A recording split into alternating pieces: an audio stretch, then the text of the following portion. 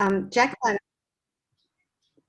has been the PhD fellow in our rural and regional stream for NCAS over several years. She is a highly skilled pharmacist who is working in Ballarat Health and is also working with the Western Research Alliance.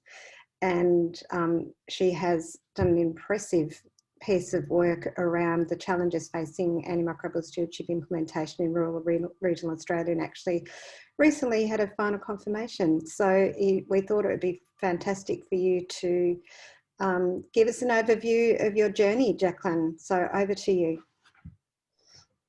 Wonderful, thank you, Kaz. Just share my screen.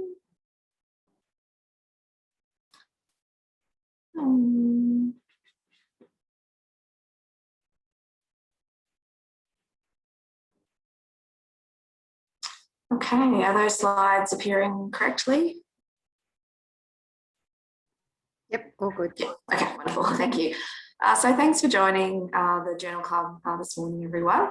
And the title of my presentation today is really some reflections from the PhD journey that I've been on over the last few years, and particularly going through, I suppose, some of the key learnings from looking at antimicrobial stewardship in regional rural hospitals, and then some reflections on where I think we need to go to next.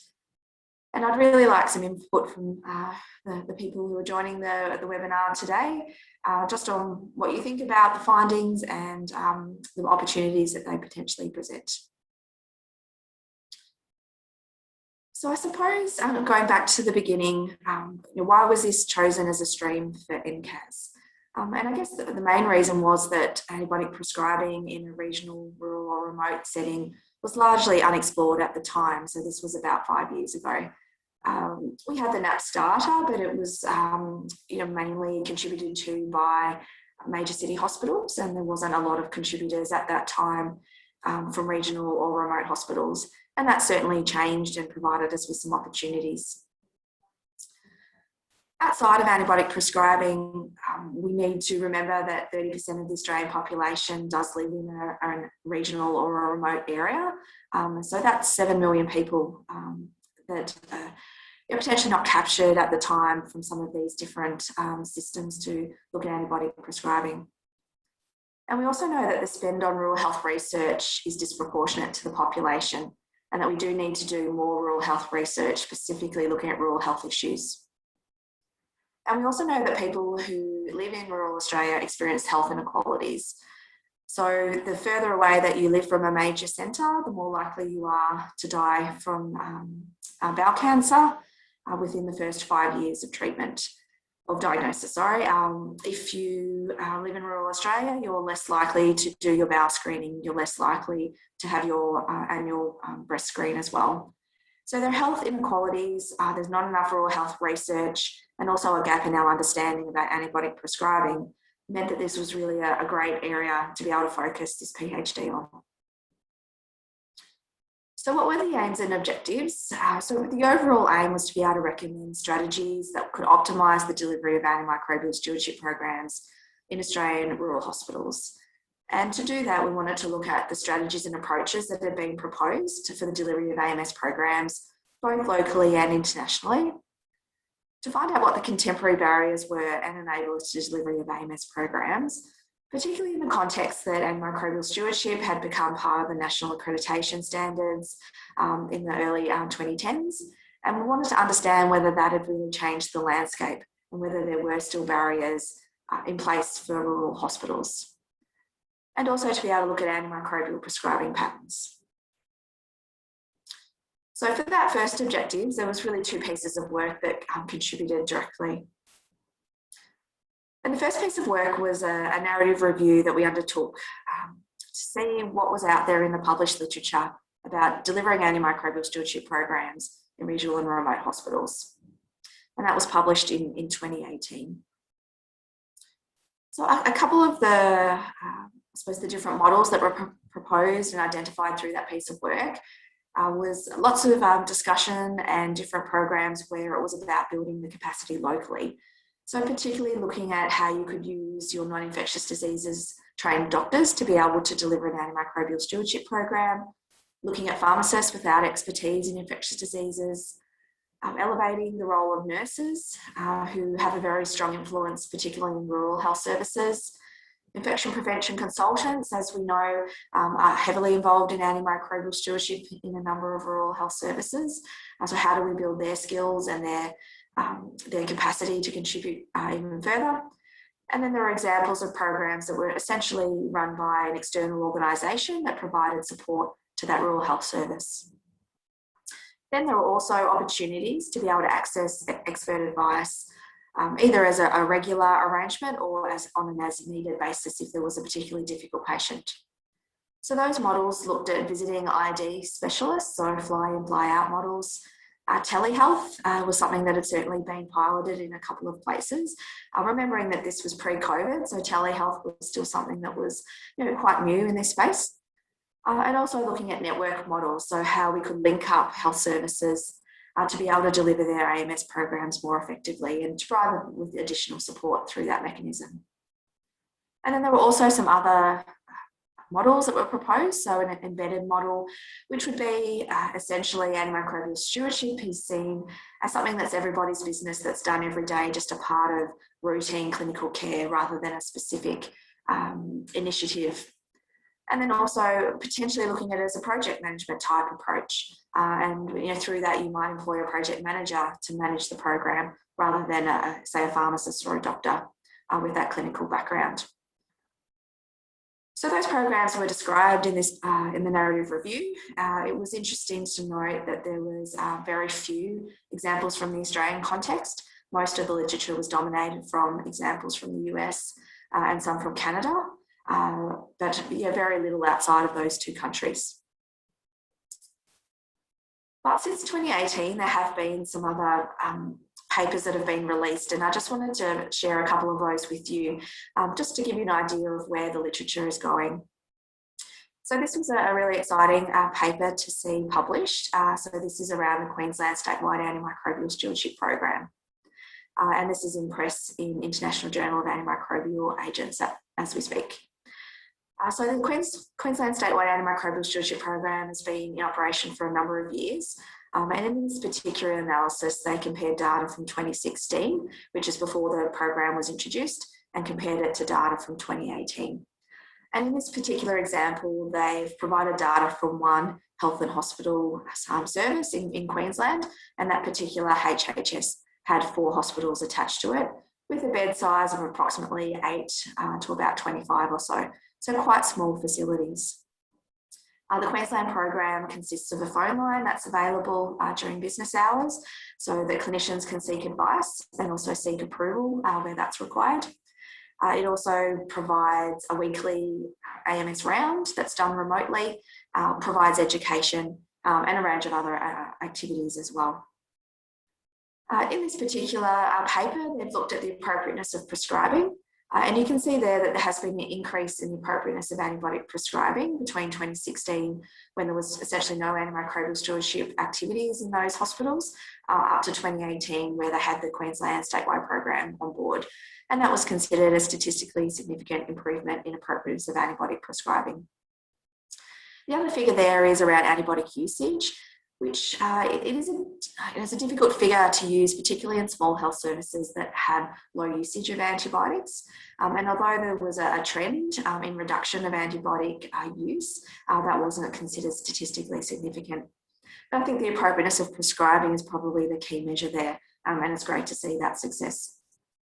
One of the key discussion points from this paper was about how the program focuses on common conditions that are seen in those health services, so respiratory tract infections and also skin and soft tissue infections such as cellulitis.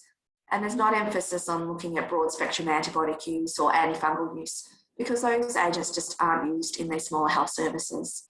So it gives us a bit of an idea of where we would want to focus our activities if we're supporting smaller health services.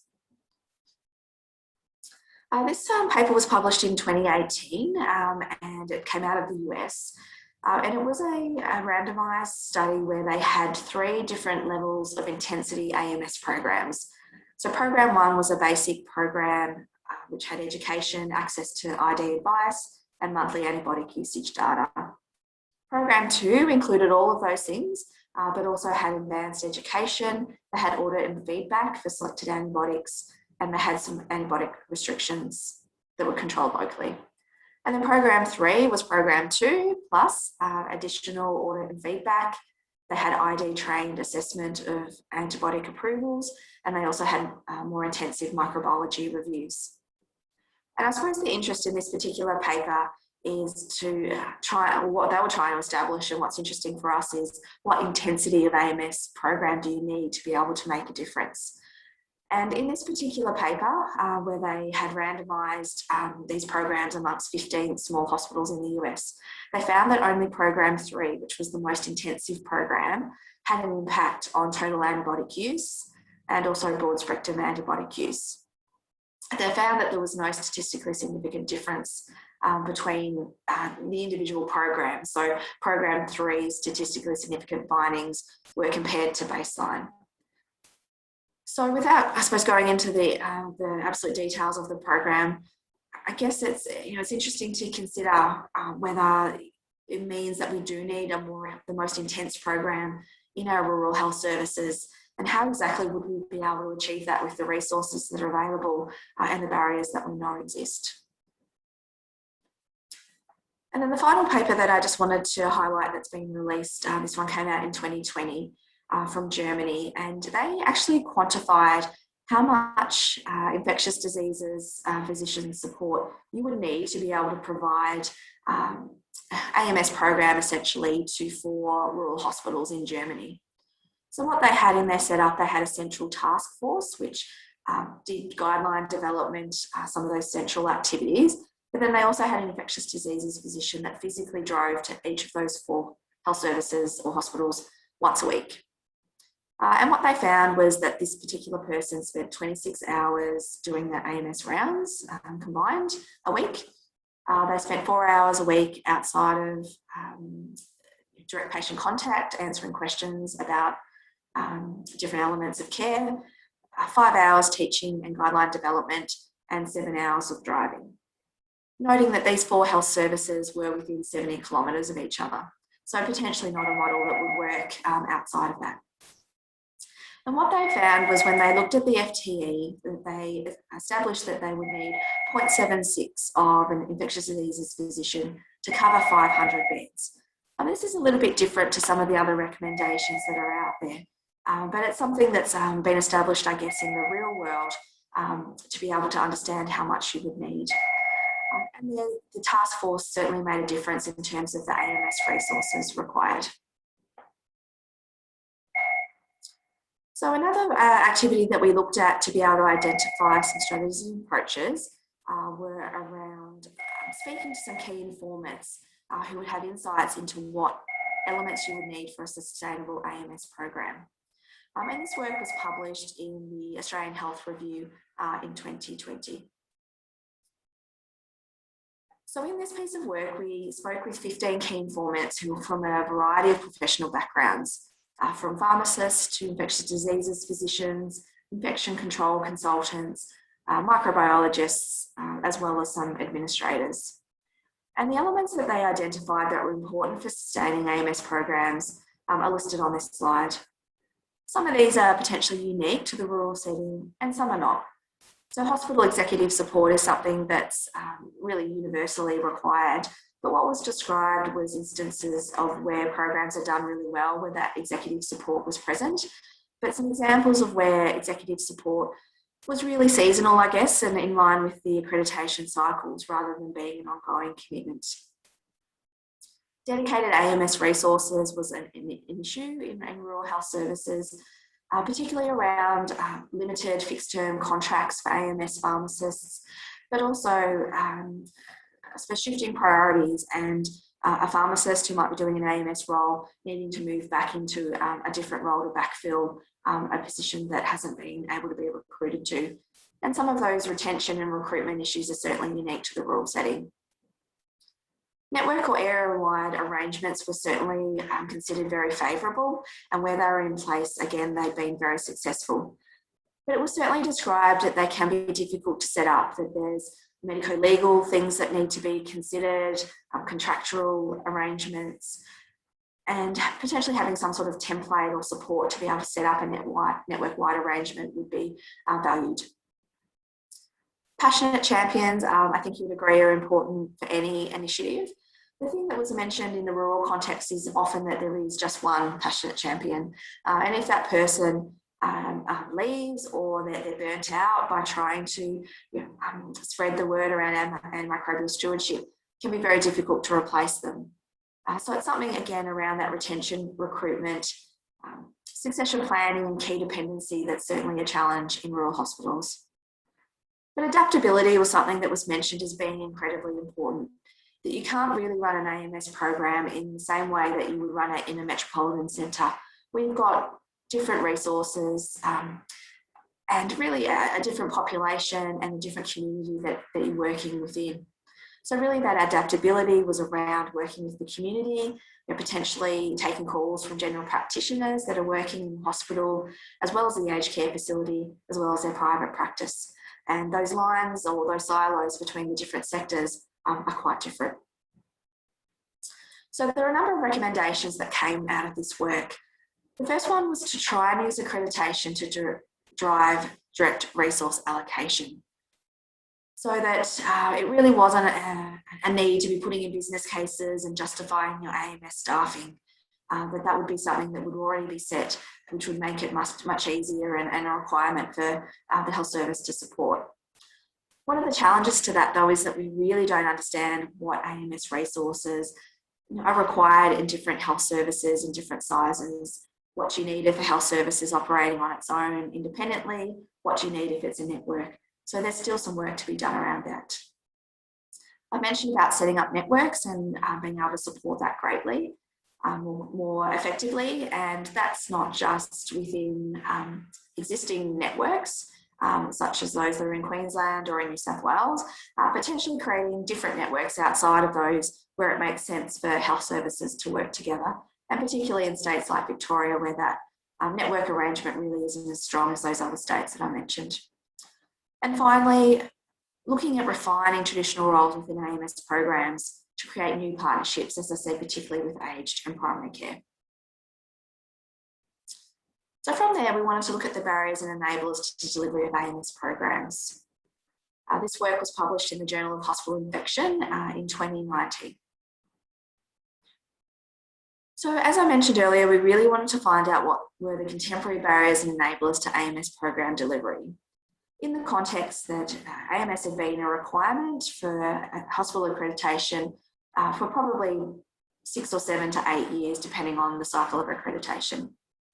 And we found that the drivers for AMS in the rural hospitals was similar, in that accreditation was a big driver, the Commission's clinical care standard was also another big driver, but some awareness of the national strategy to prevent antimicrobial resistance, but also champions were a big driver in rural health services. But there remained a number of barriers. Resources I've touched on previously, and expertise is also something that can be challenging to access staff that have some formal training or have been through a mentorship program around AMS or infectious diseases to be able to draw on. Distance was something that came up in the discussions of these focus groups that we ran with different clinicians. And that was a real surprise to me, because I thought that distance would be something that would only be an issue potentially in the larger states, such as Queensland or WA, where there are large distances between the metropolitan centres and their rural communities. But this was also brought up in the context of a state such as Victoria, where it can take 2 days to get therapeutic drug monitoring results back.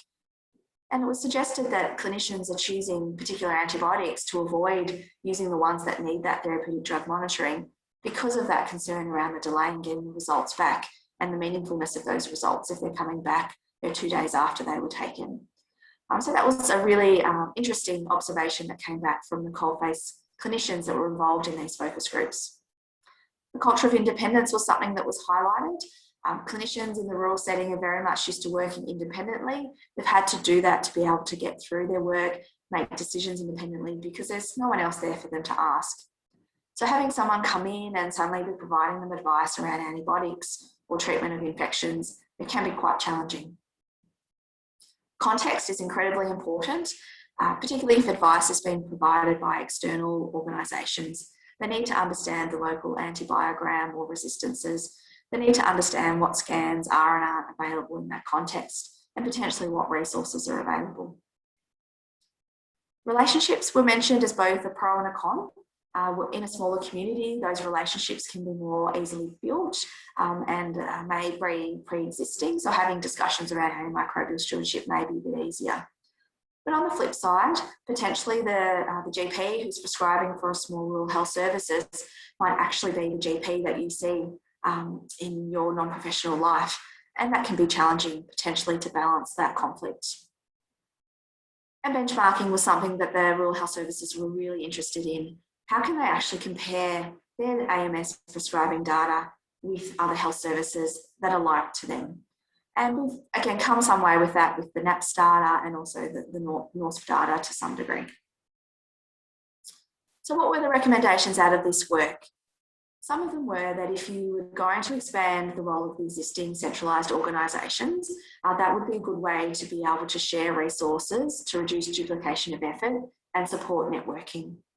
But if you were to do that, this central organisation would need good understanding of the local context, and if they were providing clinical advice, there would need to be time to build rapport and trust. And this concept's come out of some other papers from the US that have been released around the DASIN program, which some of you might be familiar with, that they found really in the first 12 months of their program, they didn't have a lot of influence on antibiotic prescribing within the small rural hospitals that they were supporting. And it was really after that 12-month mark that they really saw some impact on antibiotic use. So it's this concept of building rapport and trust so that the advice will potentially be adopted. One of the things that also came out of this was around the challenges that are in place, particularly where there's a lot of locum staff coming into the health services, and how you could increase accountability, particularly of prescribers around antibiotic use. So the final objective was to look at antimicrobial prescribing patterns. And to do this, we undertook an analysis of the National Antimicrobial Prescribing Survey data, NAPS, from 3 years. And this was published in 2019. So when we put the data into two categories, major city hospitals, and then the other category, which included inner regional, outer regional, inner remote and outer remote, we did find that there was a statistically significant difference in the appropriateness of antibiotic prescribing, as you can see there, with major city hospitals having a higher rate or higher percentage of antibiotic prescribing. However, clinically, probably that difference isn't particularly meaningful or useful for us in terms of moving forward with our AMS programs in rural settings. So we did look at the data in a little bit more detail. And what we did is we looked at the most common conditions and also the most commonly prescribed antimicrobials. And what we found was that particularly cellulitis was a condition where there was a lower rate of antibiotic appropriateness in regional and remote hospitals, and that was statistically significant. And not only was it a lower rate of appropriateness, cellulitis was quite a common condition that was treated in regional and remote hospitals. And you can see there that the number of cases of cellulitis that received an antibiotic is actually larger than it was in major city hospitals, across that same time period. So certainly cellulitis stood out as something where we felt we could potentially have an influence.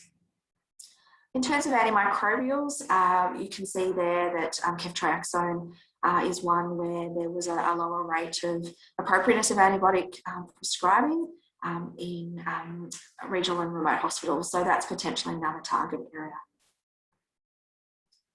The other thing that was interesting from this work was to look at high-risk infections. So I guess it could potentially assume that high-risk infections aren't managed in regional and remote hospitals, that there's something that's really the domain of major city hospitals. But this work highlighted that they are being treated, and then potentially there's some areas that we could do some work on. So endocarditis was highlighted there. As you can see, the rate of inappropriate antibiotic prescribing is higher. And particularly sepsis there, directed therapy gram-positive bacteremia, the rate of inappropriate antibiotic prescribing is higher, and empirical therapy organism unknown. There's quite a difference there between major city hospitals and regional remote hospitals. Many of you would be aware that there's been quite a lot of work done over the last few years around sepsis with the Think Sepsis Act Fast initiatives. So it would be really interesting to go back and look at these figures, particularly around sepsis, and to see whether there's been a change because of that work. And then finally, in the PhD, I had the opportunity to actually test, I guess, one of these strategies that we'd identified through the work to date. And this piece of work was called A Novel Bundle of Care Approach to Cellulitis Management in Western Victorian Hospitals. And really this drew on two of the key findings from the earlier work, that cellulitis was an area where antibiotic appropriateness could be improved in regional and rural health services, but also looking at this concept of a network approach and how health services could work together. So for this particular project, there were 3 regional and rural health services involved, and they were independent health services that didn't have any pre-existing links. And there was a large regional, a mid-sized rural regional health service of about 85 beds, and then a smaller health service of around 30 beds. So the 3 health services worked together to implement this cellulitis bundle. And you can see the elements of the cellulitis bundle on the screen there. But to be able to operationalise those, the health services worked together to co-design a cellulitis management plan, which you can see on the screen there. And it was really modelled around the documentation that had been prepared for the sepsis pathways, trying to use a similar look and feel, so the staff would be familiar with the layout and how to use it. We also co-designed a cellulitis patient leaflet, and this was designed with really the idea that it would be a more visual representation using lots of pictures to assist those with low health literacy, using short, sharp sentences, and trying to apply all of those health literacy principles that we're more aware of now. And that leaflet was attached to the back of the cellulitis plan with the intention of that being provided to patients that were initiated on the plan. So it was implemented in the 3 health services in February, March 2020. And we used the RE-AIM framework to be able to evaluate it. So RE-AIM is a framework that looks at not only the effectiveness clinically of an intervention, but also helps you to evaluate the actual uptake and implementation. So it looks at the reach, so how many people received the intervention. So in this instance, how many people received the cellulitis management plan who could have. Effectiveness was around clinical outcomes. So in this instance, we looked at the appropriateness of antibiotic therapy at day 1, and that was the primary outcome. We also looked at day 3 and at discharge. Adoption would refer to how many of the sites that you offered the intervention to accepted it. In this instance, as I mentioned, we had all 3 health services come on board. Implementation would look at things such as how well was the plan completed compared to how you intended it to be completed. And then maintenance is the final step of RE-AIM. It's really something that you look at in a 2-year window. So that's something that we'll hopefully be able to come back to. So that was a really useful way to look at this particular project. Particularly, as you may have picked up from those dates, we were implementing the program in February, March 2020, and then COVID hit. So, we needed to be able to understand some of the, elements of the implementation as well as the effectiveness because of that. So I'll just present a little bit of data today. This data here that you can see is the appropriateness of antibiotic prescribing at day 1. And we found from our baseline audit that 79% of orders for antibiotics for cellulitis were considered appropriate. Our NAPS analysis had indicated that was about 75%, so this was a little bit higher than what we had anticipated. So we had our baseline data, and then we had our post-implementation data set as well. And what we found when we looked at all patients combined, that appropriateness of antibiotic prescribing increased to 82%. So not a huge difference. But when we looked at those that actually had the plan implemented, that appropriateness of antibiotic prescribing increased to 88%. So although the difference between 79% and 88% wasn't statistically significant, we were happy to see that there was a trend towards improved antibiotic prescribing, and potentially if the sample size had been larger, that we might have been able to show that was a statistically significant difference as well. Those that didn't have the plan, as you can see there, had the same appropriateness as baseline, so sitting at 79%. And really the main reasons for inappropriateness being assigned was incorrect dose at baseline, and that was certainly reduced in those that had the plan initiated. We did collect data on a number of other outcome measures, such as 30-day readmission rate for cellulitis, length of stay, those types of common measures. We also looked at duration of IV antibiotic therapy. There was no difference in any of those measures. The only one that there was a difference was time to first antibiotic dose, which I'll discuss in a minute. The uptake of the plan, as you can see from the figures in the table, was not as high as we would have expected. We had a 29% uptake, so 29% of patients who had cellulitis received the plan. So although I guess looking at this, we were disappointed with that uptake, we've had a chance to look now at some of the other literature around this, looking at other similar plans that have been implemented. And it's a common problem, being able to change habit and change practice to embed something like this. So I'll just briefly touch on time to first antibiotic dose, just because this is something that's been, I suppose, recently published, and that's our first article that's come out of this cellulitis work. So we're collecting a range of data as part of the cellulitis project. And at the time, there was a narrative review that came out that suggested that time to first antibiotic dose wasn't something that was particularly relevant for skin and soft tissue infections, and that you could essentially take time for diagnosing the skin and soft tissue infection and then prescribe your antibiotics, taking due consideration of the correct antibiotic, correct dose, etc. In contrast, potentially, to some other high-risk infections such as sepsis and meningitis, where giving the antibiotic as quickly as possible is incredibly important. So we had this data, and we thought that we would analyse it, I guess, as an offshoot of CELLIT. So what we found was the average time to first antibiotic was 265 minutes in the baseline group, and that actually reduced to 207 minutes in the post-implementation group. And that was a statistically significant difference. However, when we analysed the group that received the plan and those that didn't receive the plan, they had very similar time to first antibiotic dosing, and the difference between them was not statistically significant. So this data suggested that there was something in the health service that had potentially reduced the average time to first antibiotic, rather than the cellulitis management plan being a driver for that.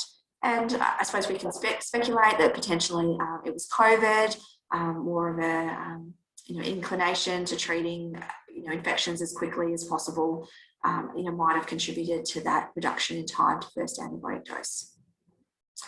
In the paper, we actually did an analysis between time to first antibiotic dose of the pooled data and acute length of stay or 30-day readmission rate.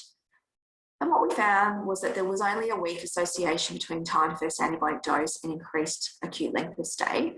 But when that was adjusted for confounders, that was non-significant. And unfortunately, there were too few patients readmitted within 30 days of cellulitis discharge to be able to analyse any associations there.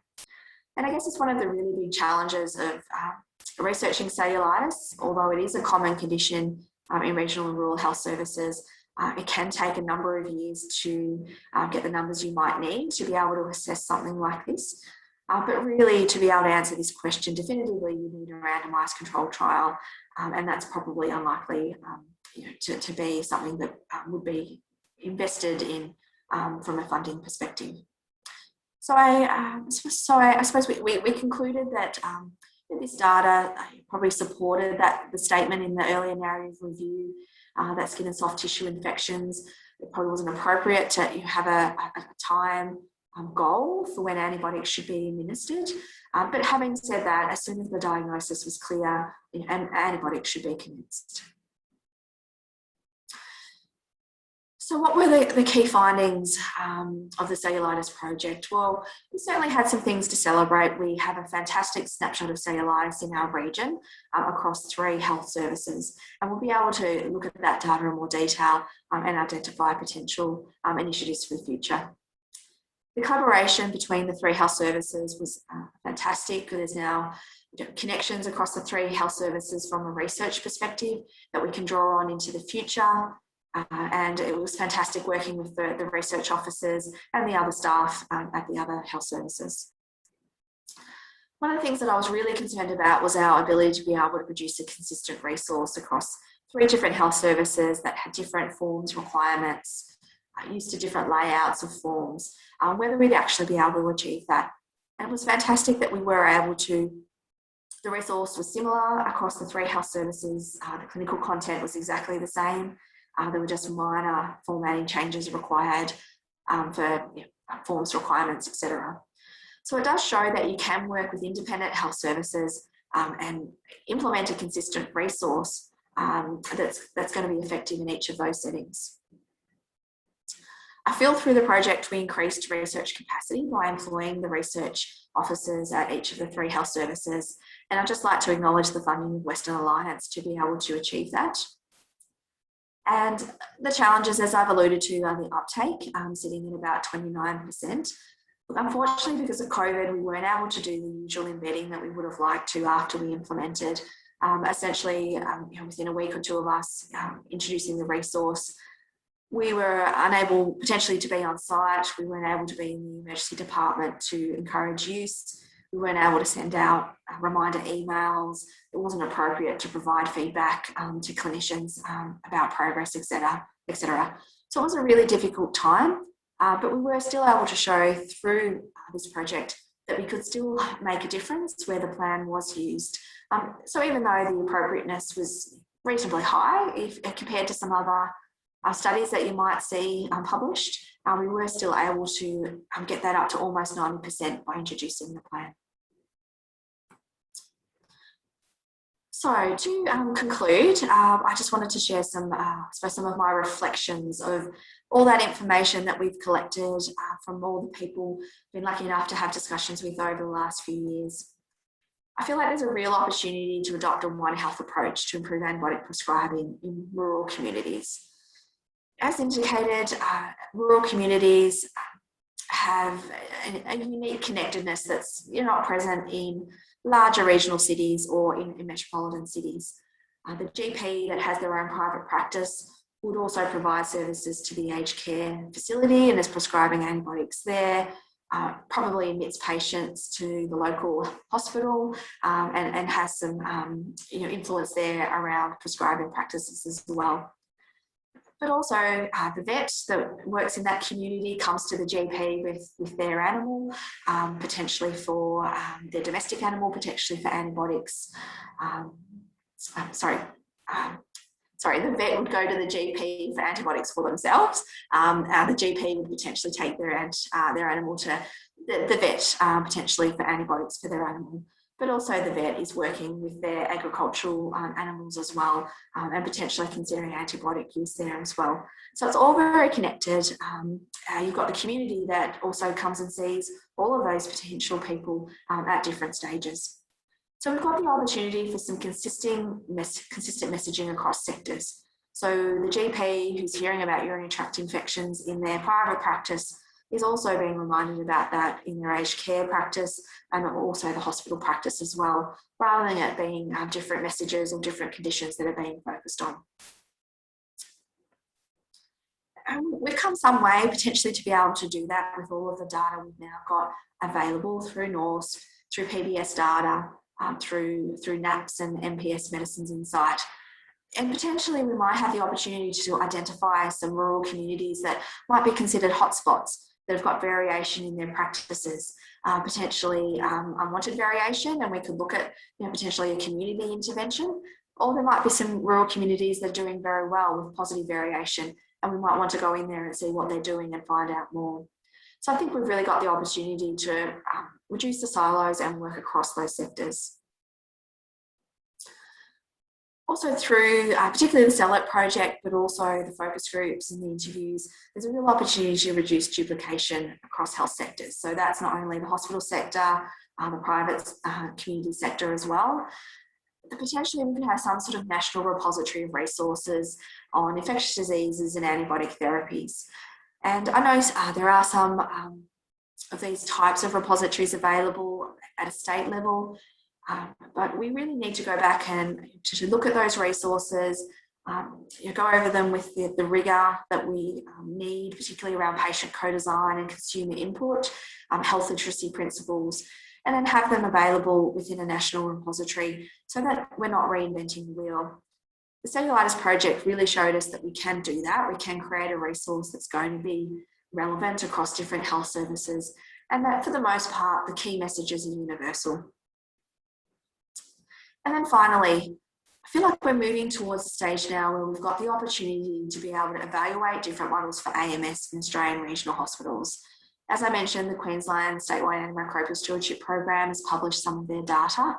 And there are other programs out there as well that employ different models that would have a building data set that's been put together over a number of years of that program being in place. So if we could bring those together and be able to evaluate them as a group, we could really define the organisational conditions that are needed in different contexts. So potentially what FTE you need that works for a network arrangement, what works for a small health service that's doing their AMS program independently, but also particularly the intensity of input required. And that goes back to that earlier paper that I showed earlier that indicated that you really need a high intensity program to be able to have an impact. And as I mentioned, they were looking particularly at antibiotic usage.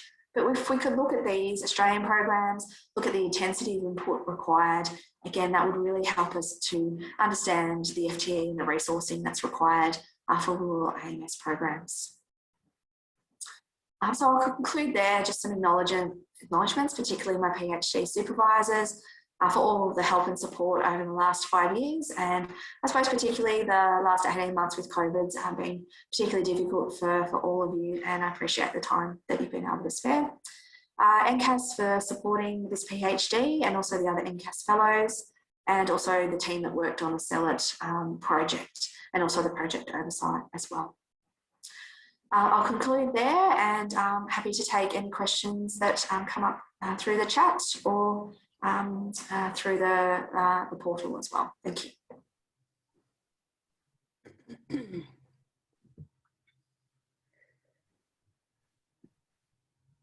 Thanks, Jaclyn. That was an incredible piece of work.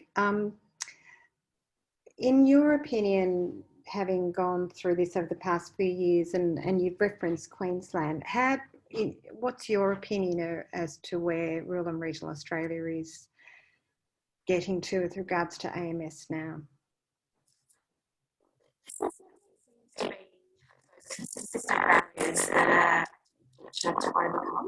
You're just cutting up a little bit, Jaclyn. Sorry, just repeat that again. Sorry. Go.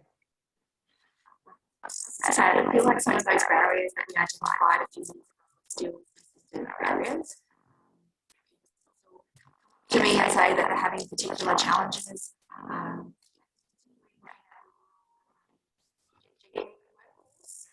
an area where we need to do some work, and as I mentioned, working alongside our primary care to look at that and